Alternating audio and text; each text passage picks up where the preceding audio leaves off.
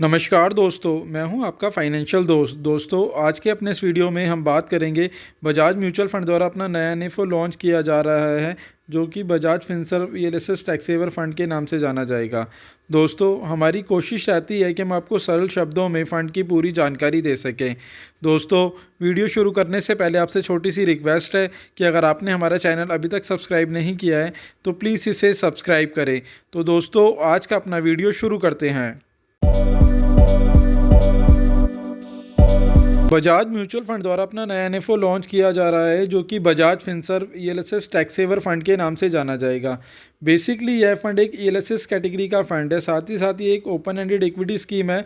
तो इसके अंदर आप कभी भी इन्वेस्टमेंट कर सकते हैं, बट यह ईएलएसएस कैटेगरी का फंड है तो उसके अंदर आपका 3 साल का लॉकिंग पीरियड रहने वाला है।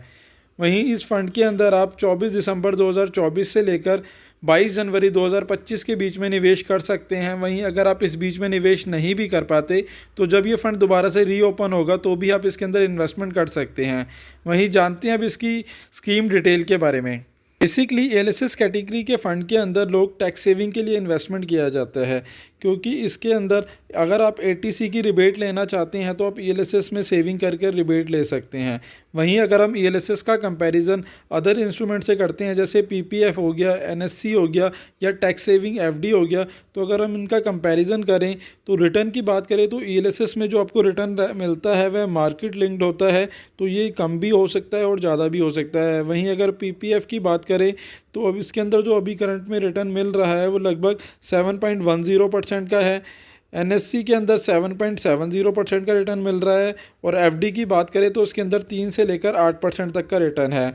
वहीं गारंटी की बात करें तो ईएलएसएस के अंदर कोई भी गारंटी नहीं होती, जबकि पीपीएफ में भी गारंटी रहती है, एनएससी में भी गारंटी रहती है और टैक्स सेविंग एफडी के अंदर भी आपकी गारंटी रहती है।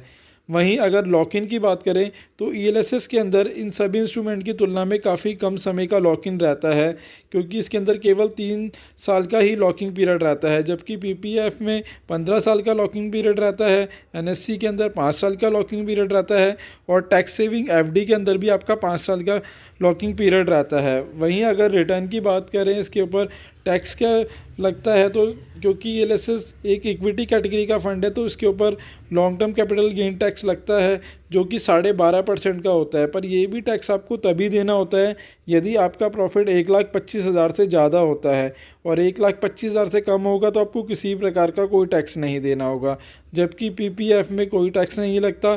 साथ ही साथ एनएससी के अंदर भी आपको टैक्स देना पड़ता है और टैक्स सेविंग एफडी के अंदर भी आपको मैच्योरिटी पे टैक्स पे करना पड़ता है। तो इस तरीके से आप देख सकते हैं इसके अंदर जो भी आपको सूटेबल ऑप्शन लगे आप उसी के अकॉर्डिंग आप अपने टैक्स सेविंग के लिए इसके अंदर इन्वेस्टमेंट कर सकते हैं।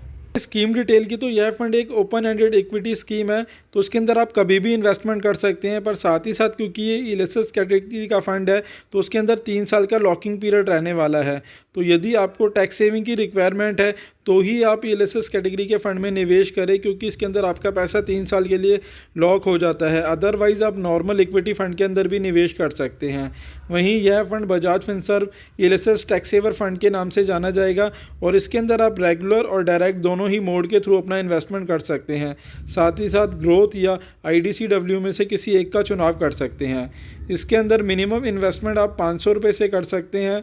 वहीं इसके ऊपर अगर एंट्री लोड की बात करें तो किसी प्रकार का कोई एंट्री लोड नहीं है, और क्योंकि आप 3 साल के बाद इसमें विड्रॉ करेंगे तो उस पर एग्जिट लोड भी किसी प्रकार का नहीं है। वहीं बात करें फ़ंड मैनेजर की तो उसके फ़ंड मैनेजर मिस्टर निमेश, मिस्टर सौरभ और मिस्टर सिद्धार्थ रहने वाले हैं।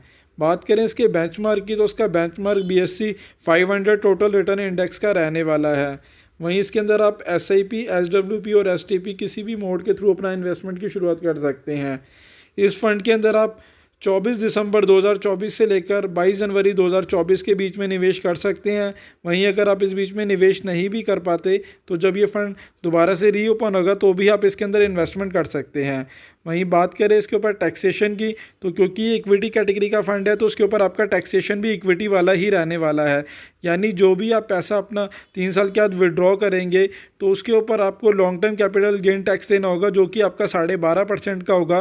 पर वो भी आपको तभी देना होगा यदि आपका प्रॉफिट 1,25,000 से ज़्यादा होता है। अगर इससे कम होता है तो आपको किसी प्रकार का कोई टैक्स नहीं देना होगा।